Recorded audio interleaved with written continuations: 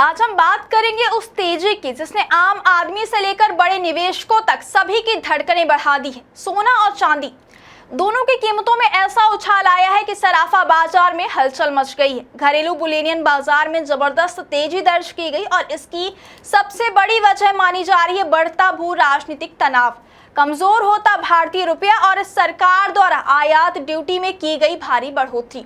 इंदौर सराफा बाजार में सोना करीब 8,000 रुपए महंगा होकर 1,59,000 रुपए प्रति 10 ग्राम तक पहुंच गया है।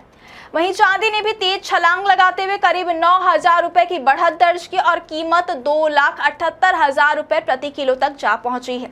क्या आपको बोरवेल करवाना है लेकिन लोकल और सस्ते पाइप्स लगाकर हो गए हैं परेशान? तो अब आपके शहर में आया है न्यूट्रॉन 40 kg बोरवेल पाइप। दमदार क्वालिटी के साथ 10 साल की गारंटी, ज्यादा मजबूती और लंबी उम्र का वादा। तो अगली बार बोरवेल करवाएं, केसिंग पाइप सिर्फ न्यूट्रॉन 40 kg ही लगवाएं।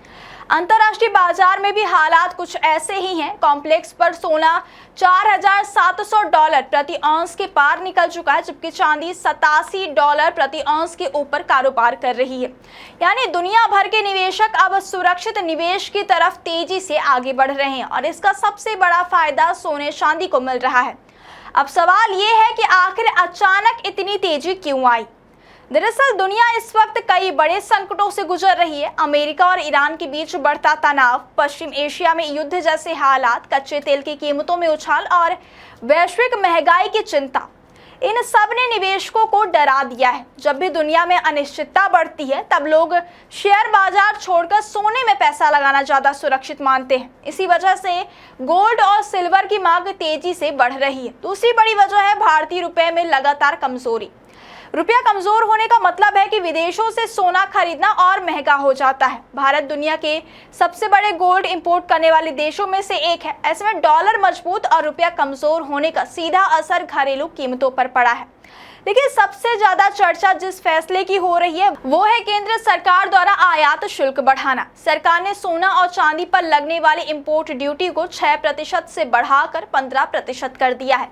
यानी अब विदेश से आने वाला सोना पहले के मुकाबले कहीं ज्यादा महंगा पड़ेगा।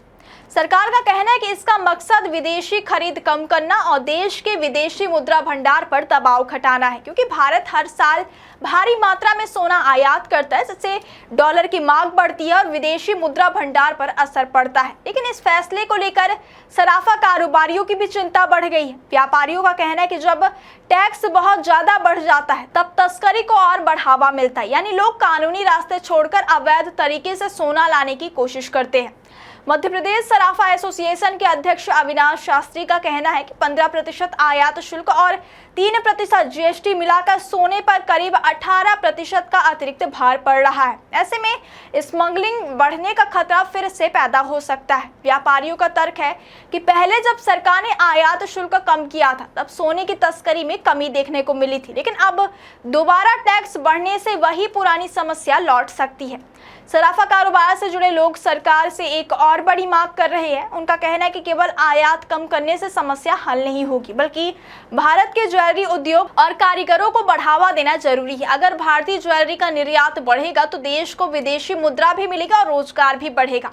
अब सबसे बड़ा सवाल यही है कि क्या आने वाले दिनों में सोना और महंगा होगा? विशेषज्ञों की माने तो फिलहाल बाजार में भारी उतार चढ़ाव देखने को मिल सकते। अगर अमेरिका ईरान तनाव और बढ़ता है या कच्चा तेल $100 प्रति बैरल के ऊपर लंबे समय तक बना रहता है तो सोने की कीमतें और ऊपर जा सकती हैं। हालांकि कुछ एक्सपर्ट्स ये भी मानते हैं कि इतनी तेजी के बाद बाजार में मुनाफा वसूली भी हो सकती है, जिससे थोड़ी गिरावट देखने को मिली। लेकिन कुल मिलाकर माहौल अभी भी तेजी वाला बना हुआ है।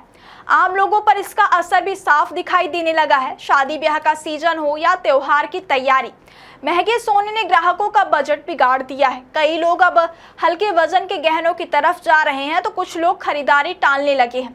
यानी कुल मिलाकर दुनिया में बढ़ते तनाव, कमजोर रुपया और सरकार की नई टैक्स नीति ने सोना चांदी बाजार को पूरी तरह बदल दिया है। अब नजर इस बात पर रहेगी कि आने वाले दिनों में सरकार कोई राहत देती है या बाजार में तेजी का यह सिलसिला और आगे बढ़ता रहता है।